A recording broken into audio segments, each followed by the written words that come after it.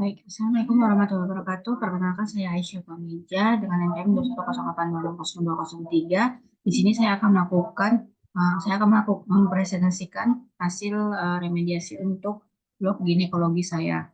Nah, di sini saya akan menjelaskan penyakit PCOS atau sindrom polikistik ovarium.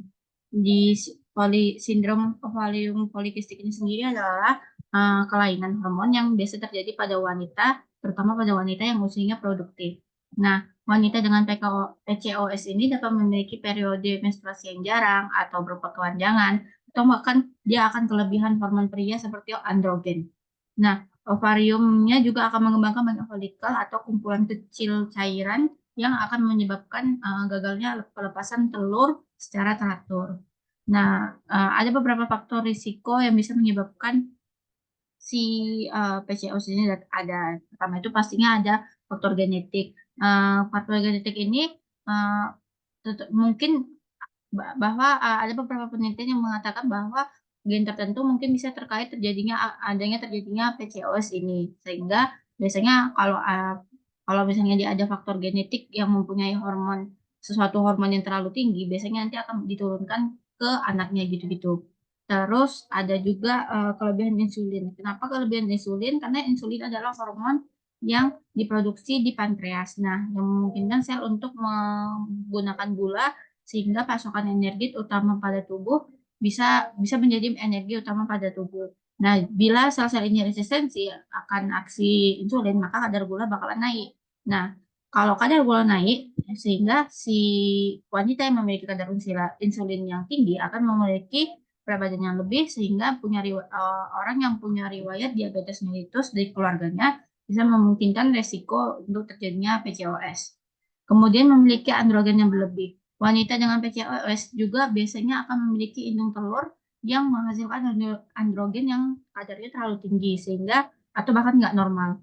Androgen ini sendiri kan hormon yang mengendalikan perkembangan fitur-fitur untuk maskulin atau untuk pada laki-laki seperti pola kebotakan pada laki-laki dan menyebabkan dan menumbuhkan bulu-bulu seperti jenggot atau kumis yang khas pada laki-laki. Oleh karena itu makanya kalau wanita yang memiliki PCOS biasanya dia akan ada gejala seperti memiliki jerawat yang nggak normal atau kumis atau jenggot atau tumbuh bulu yang berlebih. Terus ada faktor risiko selanjutnya adalah mengalami peradangan yang tingkatnya rendah. Nah, penelitian telah menunjukkan bahwa wanita dengan PCOS itu memiliki jenis peradangan tingkat rendah yang akhirnya merangsang ovarium polikistik untuk menghasilkan androgen dan menyebabkan masalah jantung ataupun pembuluh darahnya. Nah, untuk eh, tata laksananya sendiri untuk gejala terlebih dahulu.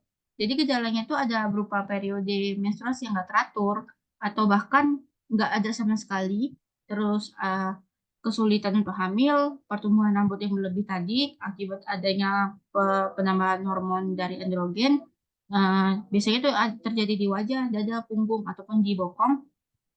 Terus penambahan berat badan karena akibat sensitivitas dari insulin tadi, terus rambut menipis atau rambut rontok di kepala, kulit berminyak atau berjerawat, warna kulit lebih gelap di area ketiak ataupun bawah payudara, tengkuk leher ataupun bahkan di daerah kemaluan.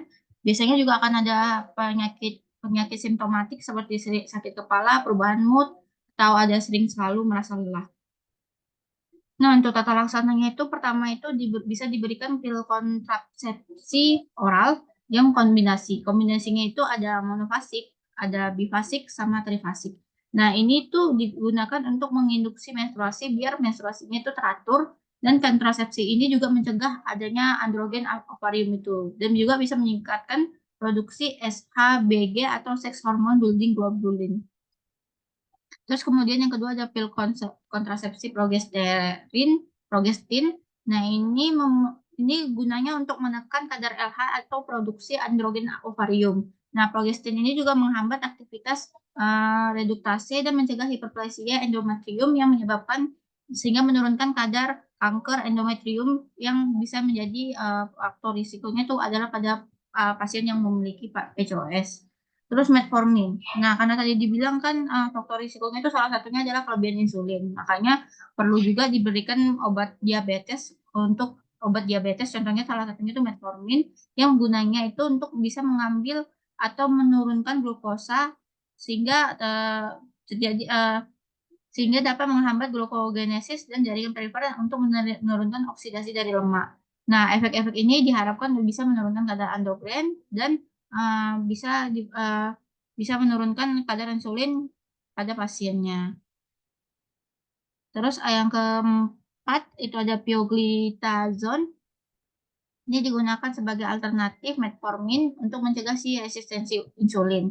Terus ada spironolactone dan finasteride itu obat antiandrogen. Jadi obat ini paling umum diberikan karena profil keamanannya, ketersediaannya, dan harganya yang rendah. Terus ada terakhir itu ada letrozole. Letrozole ini obat aromatase inhibitor yang digunakan untuk menginduksi ovulasi. Nah, untuk patofisiologinya sendiri, patofisiologinya itu pertama itu kan tadi ada dari karena Eee, banyak kan dari faktor risikonya tadi seperti resistensi insulin ataupun, pe per penambahan androgen. Nah, jadi, kalau dari, insulin, resistensi insulin, ini itu, patofisiologinya itu adalah dengan menyebabkan hipersekresi insulin sehingga kompensatorik itu untuk menjaga kondisi normoglikemik, jadi tidak normal. Akhirnya resistensi insulin terjadi pada PCOS dan akhirnya menyebabkan kerusakan pada jalur persinyalan reseptor insulin. Selain itu, resistensi insulin juga dapat menyebabkan adiponektin atau hormon yang dihasilkan oleh adiposit yang mengatur metabolisme lipid dan kadar glukosa. Nah, kondisi inilah yang mendorong produksi androgen dari ovarium, dari kelenjar adrenal sehingga kadar insulin yang tinggi juga bisa menekan hormon SBHG atau seks hormon binding globulin yang diproduksi di hati. Kondisi ini akhirnya memperburuk hiperandrogenemia karena peningkatan proporsi androgen yang bebas. Selain itu, ada juga tadi peran obesitas yang menyebabkan PCOS ini. Nah, kenapa bisa? Jadi PCOS ini di antara wanita dengan PCOS yang overweight atau obesitas akan terjadi anovulasi dan abnormalitas siklus menstruasi yang menyebabkan makanya kalau misalnya PCOS ini bisa faktor risikonya salah satunya adalah obesitas. Terus, ada juga patofisiologi lain yang menyebabkan si PCOS ini adalah LH yang meningkat. LH ini kan, faktor lain yaitu kadar LH yang tinggi ini kalau dalam jangka lama akan menyebabkan, frekuensi pulsasi GnRH dari hipotalamus akhirnya meningkat. Sehingga lingkungan hormonal yang abnormal ini akan menyebabkan perkembangan folikel yang tidak sempurna sehingga menghasilkan morfologi dari ovarium polikistik.